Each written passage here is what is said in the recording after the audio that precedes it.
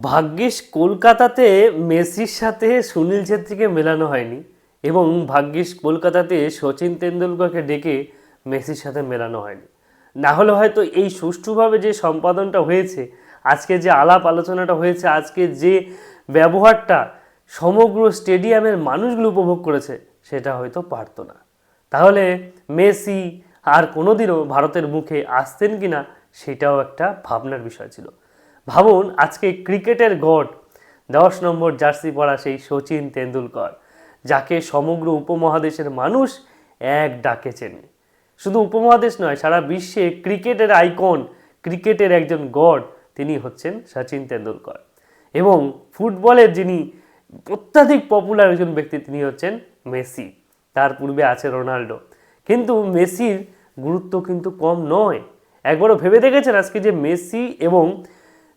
Messi এবং আমাদের তেন্ডুলকরের যে মিল, এবং সেখানে তাদের একটা কোলাব হয়েছে, এবং তার সাথে আমাদের ভারতীয় ফুটবলের ক্যাপ্টেন সুনীল ছেত্রী, তার সাথেও একটা মিলিত হয়েছে। ভাগ্যিস সেটা কলকাতাতে হয়নি, তাহলে এই বিশৃঙ্খল পরিবেশটা সবটাই তারা জানতেন এবং এই রকম ছবিগুলো আমরা উপহার পেতাম না। আজকে মেসির হাতে আমাদের ভারতের জাতীয় পতাকাও দেখা গেছে, পতাকার প্রতি সম্মান। আমি ভাবছি শুধু আমাদের পশ্চিমবঙ্গে যুব ভারতের স্টেডিয়ামে যখন মেসি ঢুকলো মাত্র 10 মিনিটের জন্য, তারপরে সে বেরিয়ে গেল। কেন? শুধুমাত্র 10 মিনিটের জন্য দেখার জন্যই কি মানুষেরা 10,000, 20,000, 30,000 টাকা দিয়ে টিকিট কেটেছিল, অধীর আগ্রহে অপেক্ষা করে বসেছিল? কিন্তু আজকে যখন হায়দ্রাবাদে ঘটনা ঘটলো, আজকে যখন বোম্বে গেল, সেখানে কিন্তু মেসিকে সবাই দেখলো, আনন্দের সাথে মেসিকে দেখে তারপর বাড়ি গেল। হ্যাঁ, মেসিকে আনার জন্য 150 কোটি বা 200 কোটি টাকা খরচ হয়েছে। সেই খরচটা কিছুই নয় মানুষের আনন্দের কাছে। কেননা এত কোটি কোটি মানুষ, একটা টাকা তো ব্যাপার।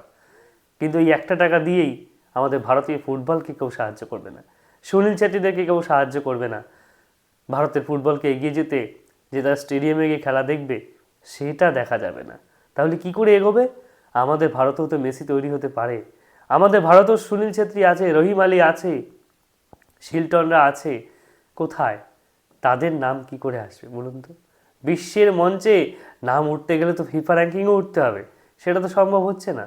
ক্রিকেটে তো উঠে গেছি, কিন্তু ফুটবলেও তো আমাদের দরকার। কাবাডিতে উঠে গেছি, হাডুডুতে উঠে গেছি, আরও অনেক অনেক খেলাতে উঠেছি, কিন্তু আমরা ফুটবলে কিন্তু অনেক পিছিয়ে আছি। তা আপনাদের কি মনে হয় না যে ক্রিকেটের ঈশ্বরের থেকে যদি আমরা ক্রিকেটটাকে পেতে পারি, তাহলে ফুটবলের ঈশ্বরের থেকে পরবর্তীকালে আমরা ফুটবলকে সাপোর্ট করতে পারি না? অবশ্যই পারি। তো যাই হোক, আগামী দিন মেসি দিল্লি যাচ্ছেন এবং সেখানে হয়তো বিরাট কোহলির সাথেও একটা কোলাব হবে এবং সেও সেখানে আসবে এবং সেরকম ছবি আমরা কিন্তু দেখতে পাবো। আপনাদের কি মনে হয়? আপনারা মেসিকে হয়তো দেখতে পাননি, আমি হয়তো দেখতে পাইনি সামনাসামনি, কিন্তু আমরা যে ভাবনাটা অনুভব করলাম এবং সারা বিশ্বের কাছে আমাদের বাংলার যে অপমান হলো, আমাদের পশ্চিমবাংলার মানুষের যে অপমান হলো, সেটা শোধরাবে কে? যাই হোক, মেসির কাছে সমস্ত ভাবনা দূরে রেখে মেসি যেন সদর্থক ভাবনা নিয়ে দেশ থেকে যান এবং এই ভাবনাটা নিয়ে যান যে তার জন্য কত পাগল আমাদের ভারতবর্ষে বাস করে। যাই হোক, ভালো থাকবেন। যদি আপনি একটি মেসির ভক্ত হন, অবশ্যই ভিডিওটি শেয়ার করবেন। ধন্যবাদ।